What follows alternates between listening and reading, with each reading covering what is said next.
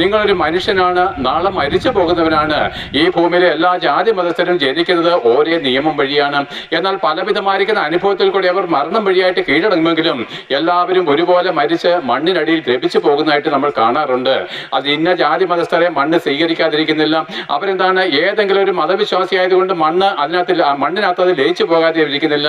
എല്ലാവരും ഒരുപോലെ ഈ മണ്ണിനകത്ത് പൊടിയായിട്ട് തീർന്നു പോകുമ്പോൾ ഇതിനപ്പുറം നമ്മളെ കാത്തിരിക്കുന്ന ഭയങ്കരമായിരിക്കുന്ന ഒരു ന്യായവിധി, ഇതിനപ്പുറം മരിച്ചതിന് ശേഷം നമ്മളെ ഓരോരുത്തരെയും കാത്തിരിക്കുന്ന ദൈവത്തിന്റെ ഭയങ്കരമായിരിക്കുന്ന ശിക്ഷാവിധി, അതെന്താണ്? പാപത്തിന്റെ ശമ്പളം മരണമത്രേ.